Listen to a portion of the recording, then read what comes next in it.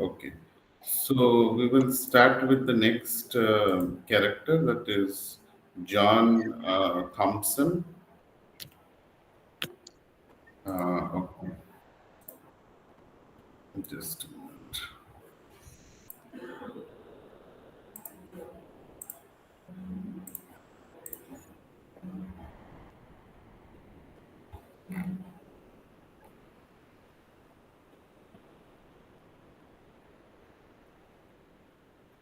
Yeah. So John Thompson, if you see, John is a British administrator and Margary's husband, as well as Karanja's employer in the present timeline of the story. And John primarily, exists for the author to explore arguments in favor of British imperialism. So after John meets two thoroughly westernized, African students at Oxford, he becomes, convinced of the great, moral cause of colonialism, viewing it as a, modernizing and purifying force upon a savage, which is primitive world, and inspiring him and his wife to move to East. So you find Africa to participate in colonization, and in this matter, John is anti-thesis. So you find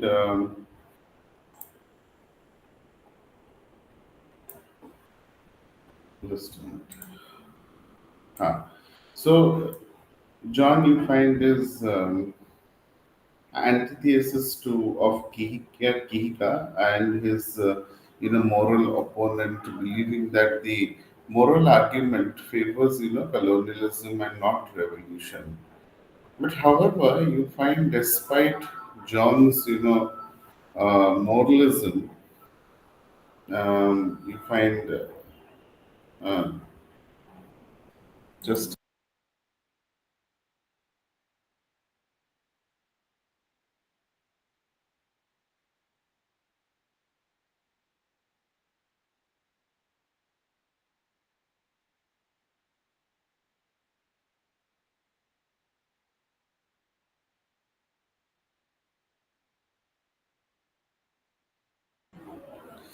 Yeah. So you find, however, that despite of the moralism, he proves to be very ruthless overseer, even causing the deaths of 11 prisoners in the detection camp that he oversees, and suggesting that there can be nothing moral about colonialism. So when news of the death makes international headlines, John is publicly, excoriated and demoted to working a mental job in Githi, and like many of the male characters, John projects an image of power, but it is, actually weak and indecisive. So after the Kenyans win their independence, John's defeat is complete, and he becomes utterly disillusioned. And you find with his life, colonialism's great purpose, and then even his wife, before they both leave Kenya for good. So although Karanja fawns over John Thompson, John himself hardly takes any notice of Karanja. So this is about John Thompson. Then we have the next character, that is Marjorie Thompson. Marjorie Thompson is John's wife, John Thompson's wife, and although as a woman, Marjorie, possesses less social power, and she finds way to exert power and agents with her own life, particular to her gender. So when Karanja visits, Marjorie utilizes her sexual allure and position as a white woman to make Karanja scream, enjoying the rush she gets from the use of power. And in the same way, Marjorie has an affair with Dr. Wayne Dyke, who disgusts her primarily for the anarchic joy and power she feels in the treachery. And Marjorie plays a very small role and principally serves to demonstrate that women may find other forms of power to exert within their own lives, even when they are constrained by society.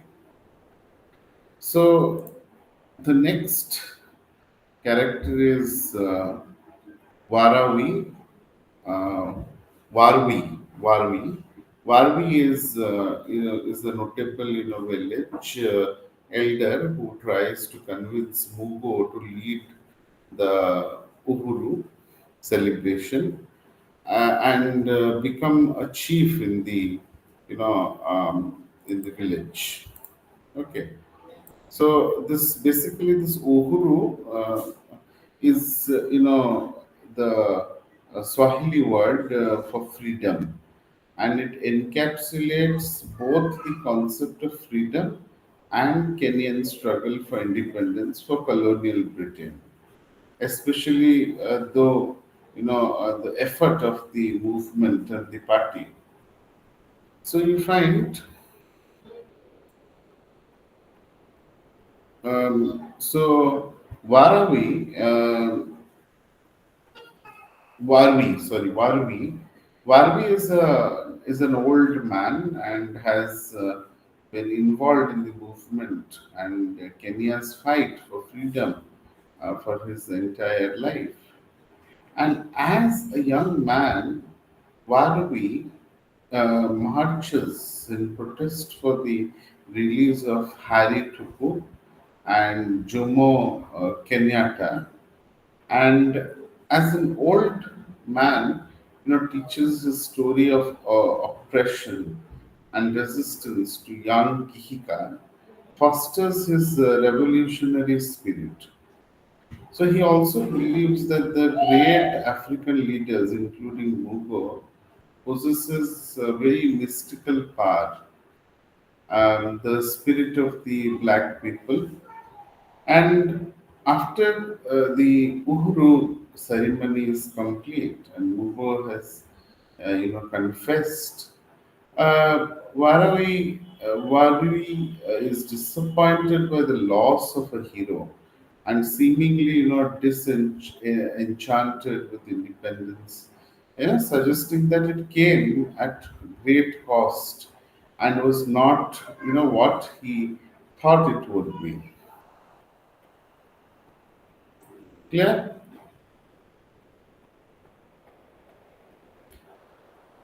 Ruchi, are you getting me?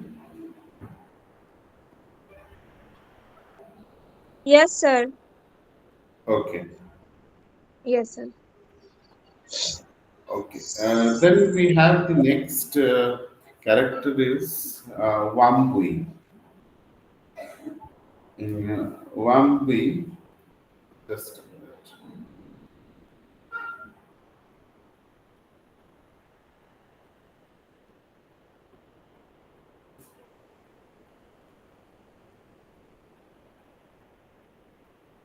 Yeah, Wambui, you find is again a notable village elder who also tries to convince Mugo to lead. And Wambui is good friends with Varavi, and has also supported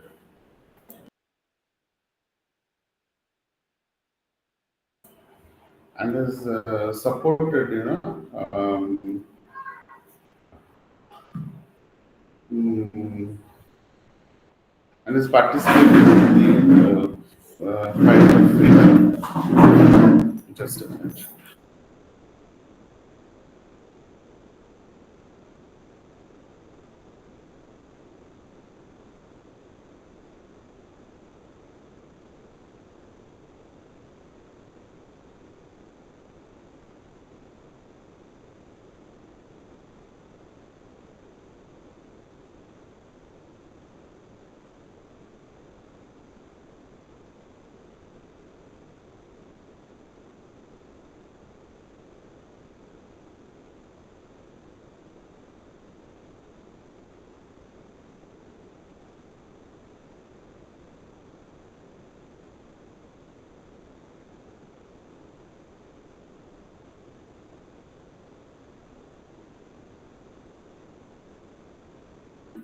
So you find, Wambui collaborates with the Mau Mau, smuggling messages and weapons to them in the forest.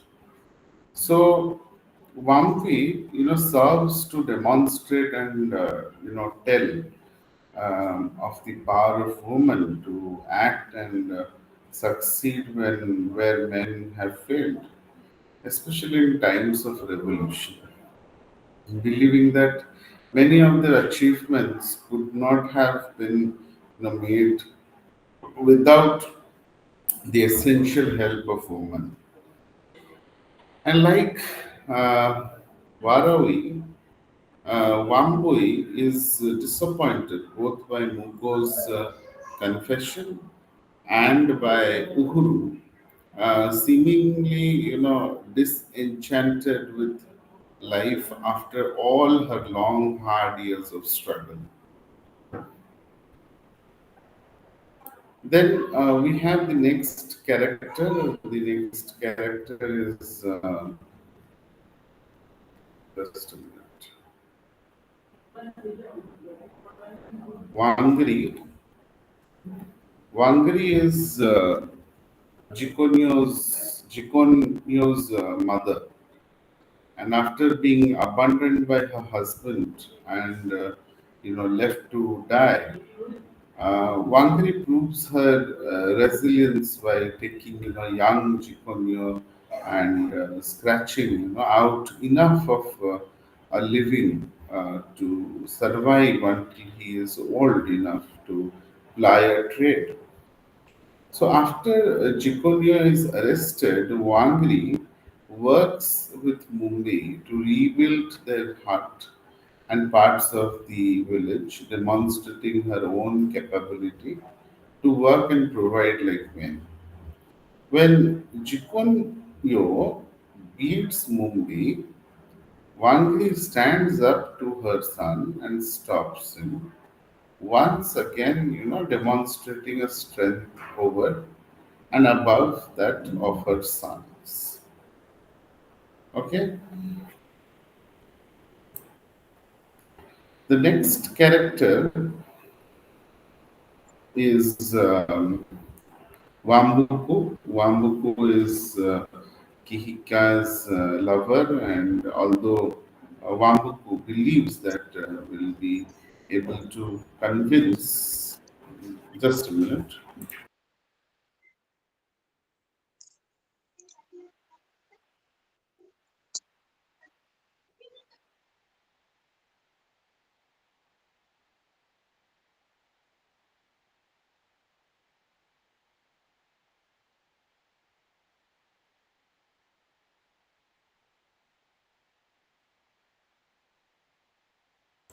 Yes, Ruchi, you have something to ask?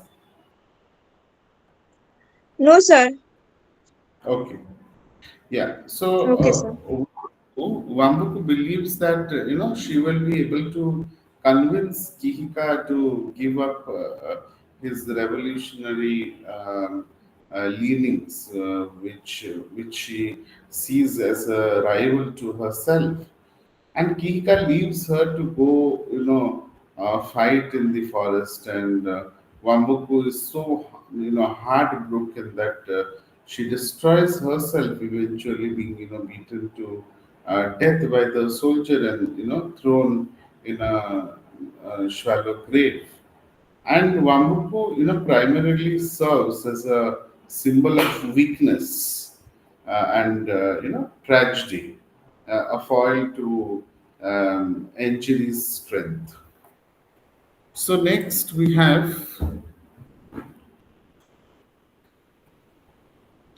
Enjiri. Enjiri is like Wambuku, is a very young, woman in love with Kihika, and though you find he never returns her affection, um, and however, you find Anjali is very strong in contrast to Wambuku's weakness, and although Anjali is, small. She is, natural born fighter and able to, best almost any man in village.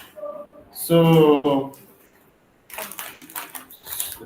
so you find that when Kihika goes, to fight in the forest and Wambuga is heartbroken, you find Anjali despises Wambuku for her feminine weaknesses and goes to the, forest to fight alongside Kihika, and Anjali is, you find, is killed. Shot by the soldier during battle, but remains a symbol of woman power and a seeming, successor to Wambui.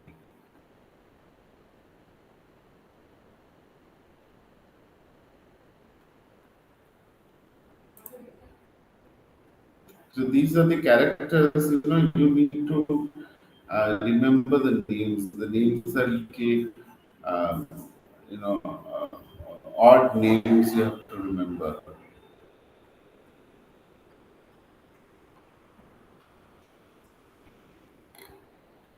Okay, so going to the next character.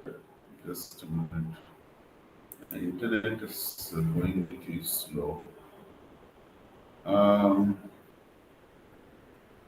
Bugwa, you have the next character that is Bugwa.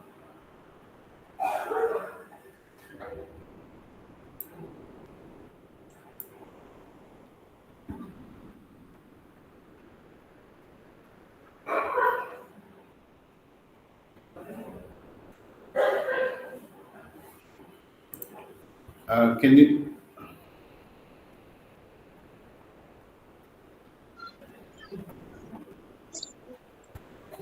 Hello?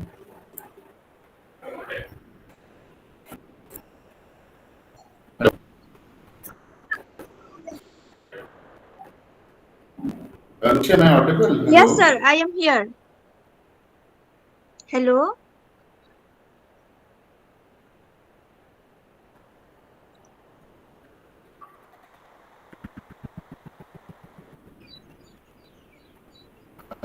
Just change my network. Just, Okay, okay, sir. Okay. yeah, yeah. Can you hear me? Yes, sir. Yes, sir.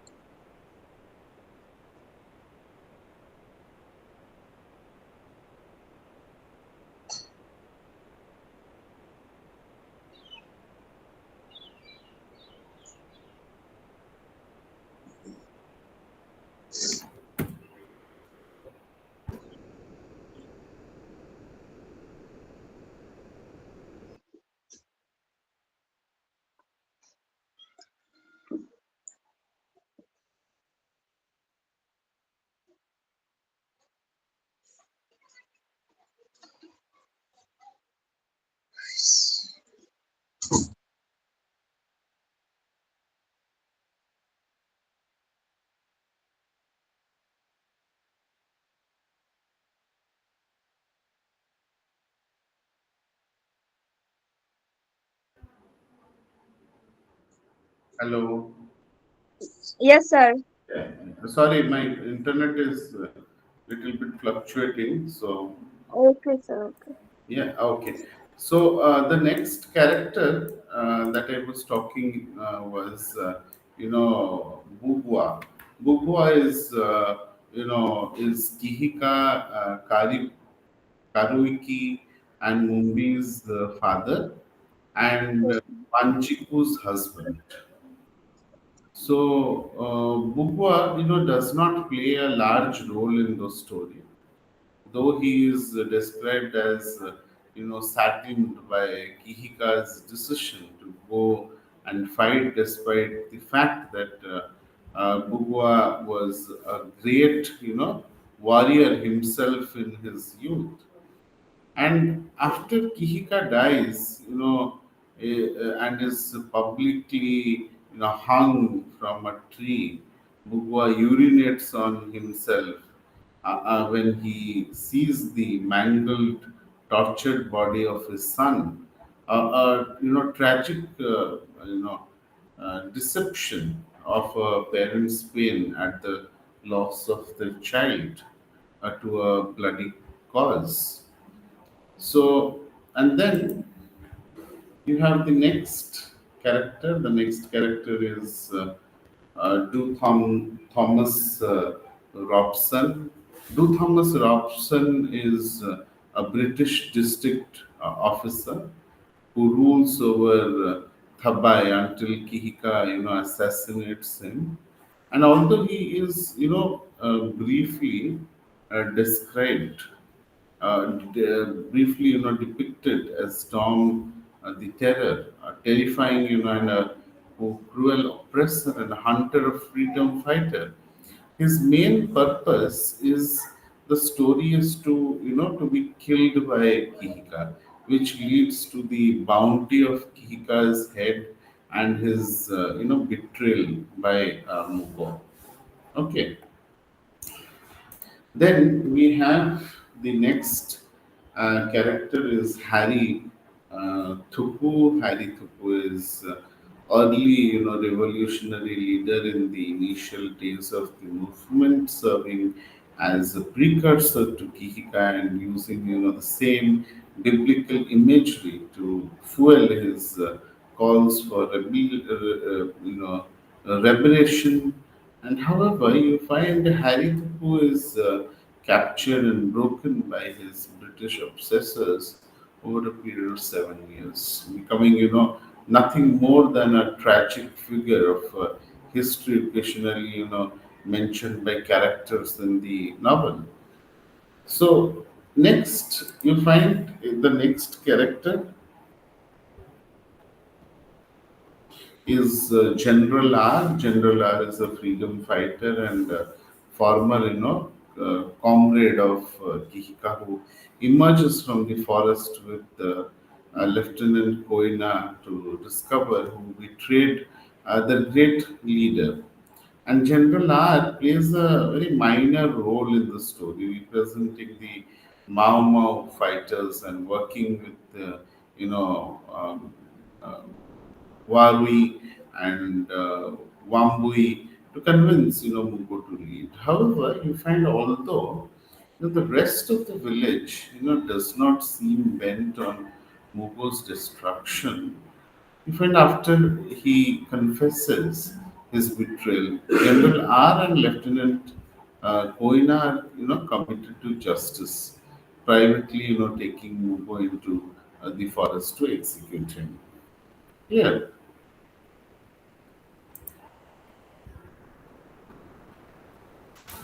And then we have Lieutenant Koina.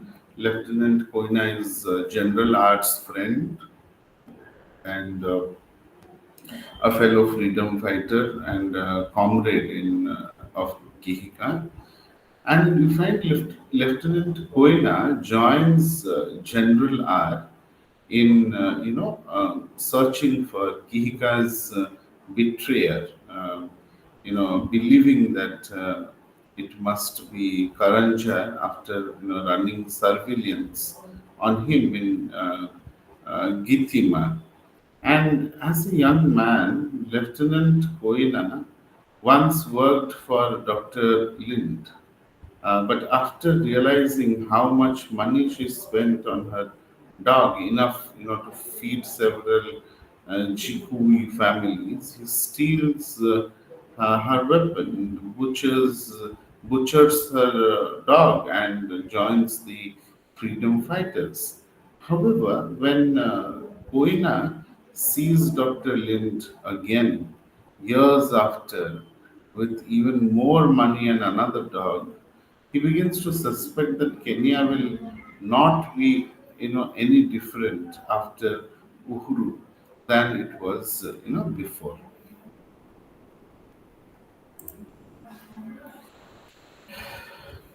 Then we have the next character is. Githua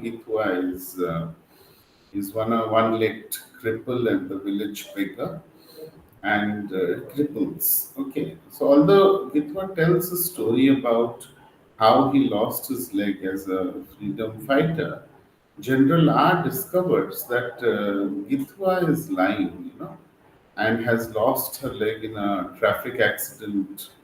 And but however, General R is understanding, insisting that Githua invests his life for himself to give it meaning as everyone does, and suggesting the most people are hiding such secrets as Githua, Chikonyo and or Mugo, though perhaps not as grave.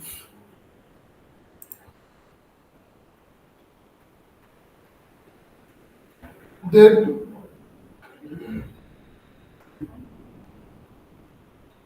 we have the next character, Dr. Lind. Dr. Lind is a British researcher and an old spinster who loves, bull mastiffs and hates, black people after they break into her house and murder her first dog. And Lieutenant Koina, briefly works for her as young man before robbing her and butchering her dog, and she recognizes him again while he is in Githima investigating, Karanja. Then the next character is Gatu. Gatu is Kenyan, detainee imprisoned in the same camp as Jikonyo, and Gatu keeps up, the spirit of his fellow prisoners by telling, fake stories about Abraham Lincoln fighting the British, which, though obviously false to the reader, provide hope to the prisoners that the British will someday be defeated. Okay, and then we have the next character is Reverend Jackson uh, Kigondo. Reverend Jackson is Jikunya's preacher who models the role of Christianity on both sides of the independence conflict. And although Reverend Jackson initially incorporates the idea of Christianity into the traditional Jikui beliefs. Just a minute, just a minute.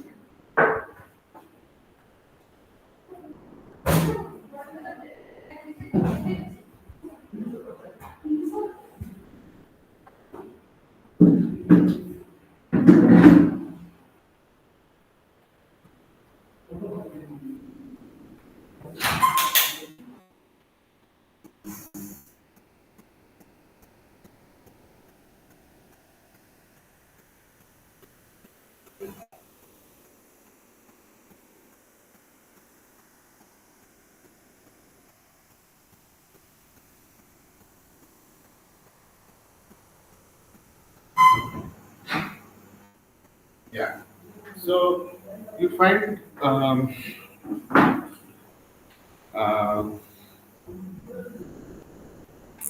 although yes, Jackson initially incorporates this, and you find that the ideas of Christianity and into the traditional Jikui beliefs, maintaining his Kenyan identity and making him a sort of after council against village leaders. And he eventually, you find, converts to an Orthodox.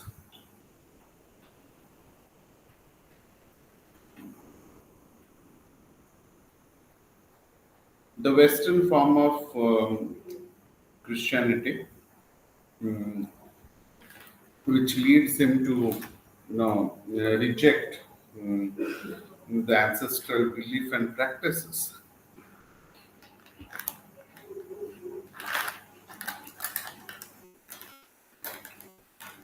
So you find this, spawns his relationship with mm, the village leaders, and even it preach against the freedom fighters. Mm, And this change you find represents betrayal of the Kenyan ideals, sacrificing their own mm, cultural identity in exchange for a set of Western values. So you find not long after the Reverend Jackson, makes this change, but he's executed by Mao Mao fighters as a traitor, setting a firm example about the Kenyan practice of Christianity.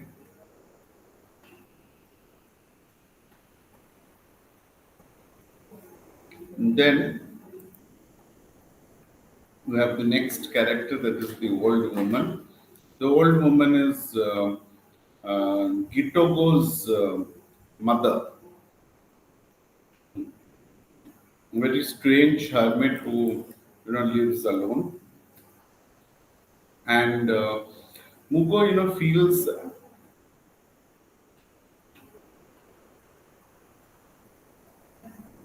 an odd sense of connection to the old woman,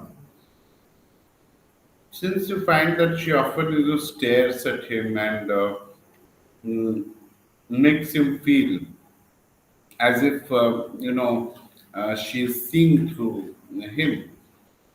But however, you find it is revealed in the end of the story that she believes Mugo to be her own son, raised from the dead and come, to take her home.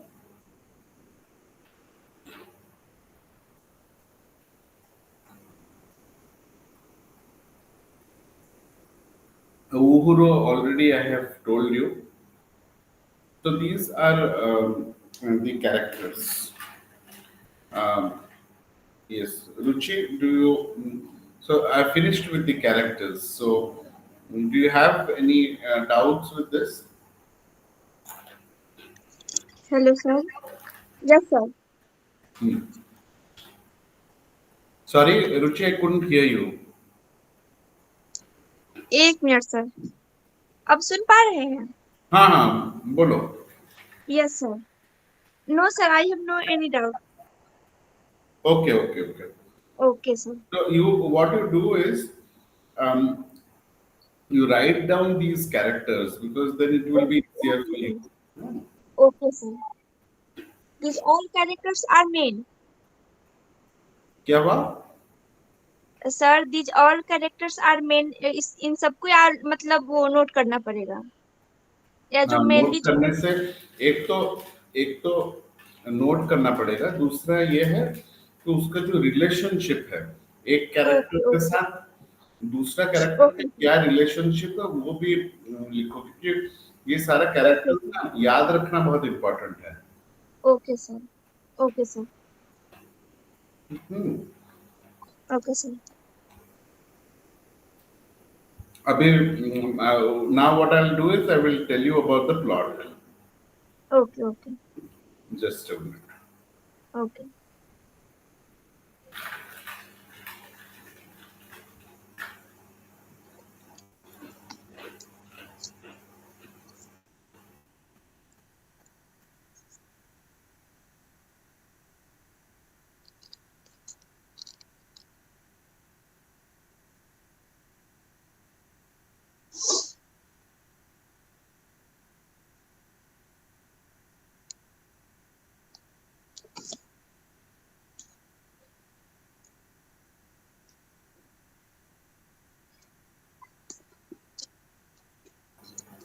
हाँ, plot. So, coming to the plot, we find the central story takes place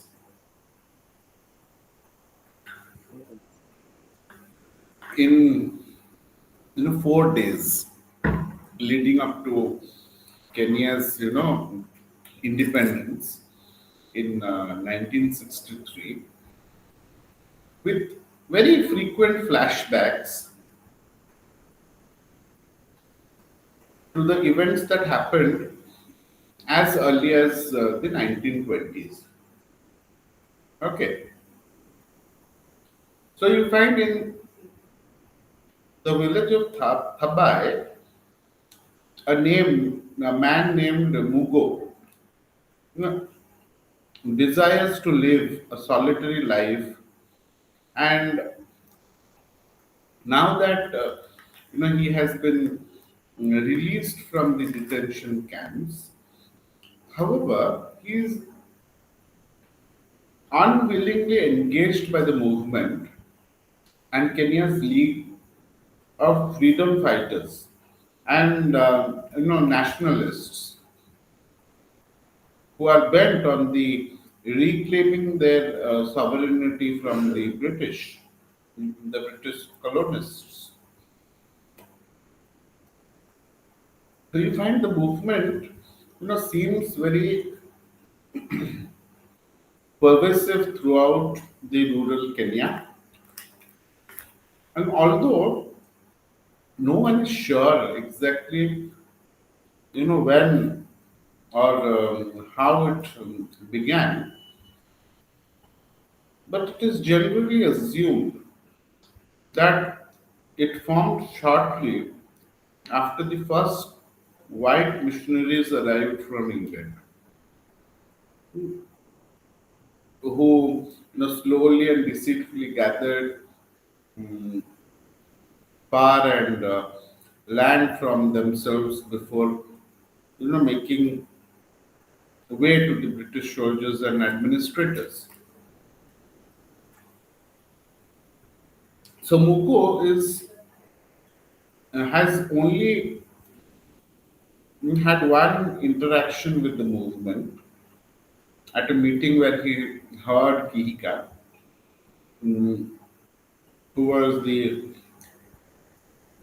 revolutionary leader, speak about young man. And not long after this meeting, Kihika became a leader of the freedom fighters based in Dubai, becoming known as a terror of the white man.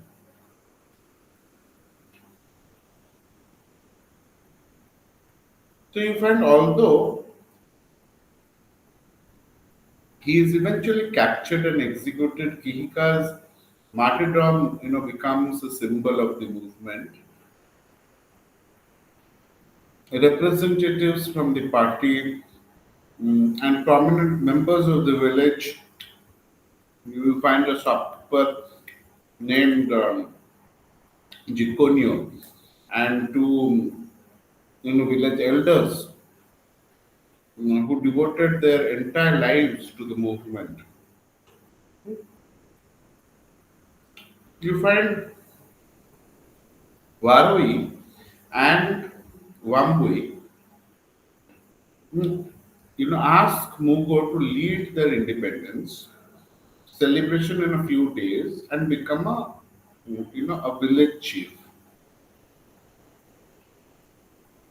Since everyone knows that Mugo helped Kihika hide from the colonial soldiers after he assassinated the colonial district officer. So furthermore, two of Kihika's comrades, General R and Lieutenant Koina, have discovered that Kihika was betrayed to his death and hope to reveal, the culprit during the independence celebration and bring the traitors to justice. And you find Mugo is torn by this, since it is actually he himself who betrayed Kihika, though no one in the village knows his crime. And you find after the meeting is over, Jikonyo returns. Mm, Jikonyo returns to his home, to his wife Mumbi, who makes him a dinner and tries to speak with him.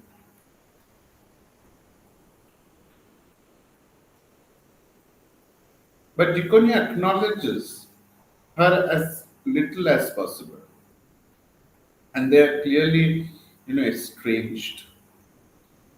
So another Habai villager, that is Karanja,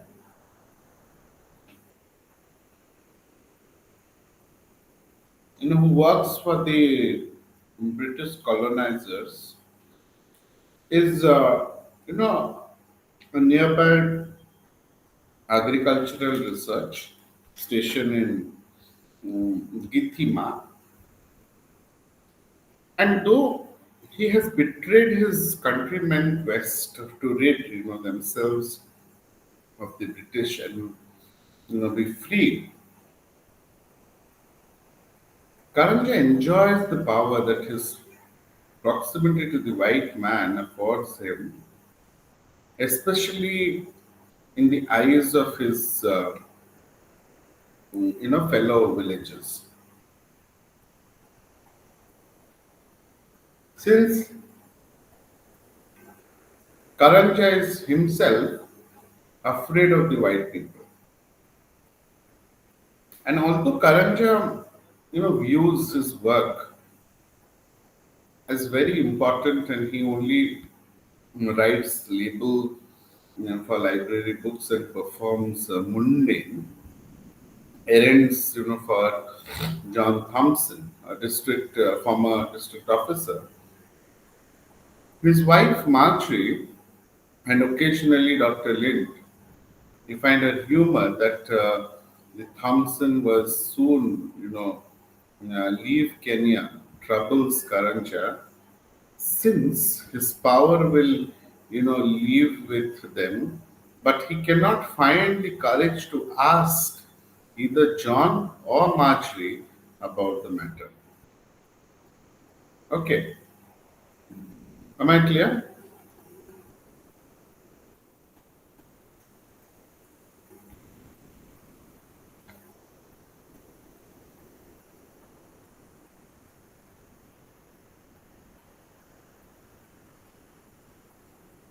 So you see here, John Thompson himself is, dispirited by Kenya's quick approaching independence as a young man.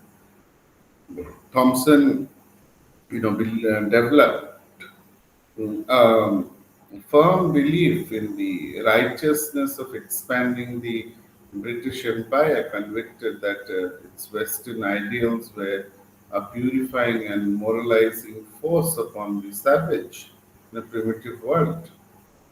And he even began writing a manuscript of a book, outlining his beliefs. But now, on the eve of Kenyan independence and his exit, from Africa, it's all feels meaningless. So, you find although Mugu does not wish it, the people of his village, mm, and the surrounding areas begin to see him as the hero, a stalwart and trustworthy figure. And that night, he finds Jikono waiting for him in the hut, wishing to confess a great burden he has carried for years. But like Muko, Giconio spent many years in British detention camps on suspension of being a freedom fighter. Unlike Mugo, however, Giconio confesses that taking the oath to aid the freedom fighters in their crusade against the British, hoping in vain that it would earn him an early release so that he could return to his wife. So the guilt he feels for confessing haunts him still many years later, and worse yet, when Giconio returns from 6 years of detention, he discovered that Mumbai has given birth to a child by a friend and rival of his youth, that is Karanjan. Karanji is now the chief of the colonial security force governing Tabai, which oppresses the villagers and uses them as a slave labor. So Chicken is shamed, furious at Mumbai, powerless against Karanji, and feels as if life has lost its meaning. And after Jikonio finishes his confession to Mugo, Mugo decides that he will bury his past and accept the role asked to him, envisioning himself as a savior leading his people to freedom. Okay, Ruchi.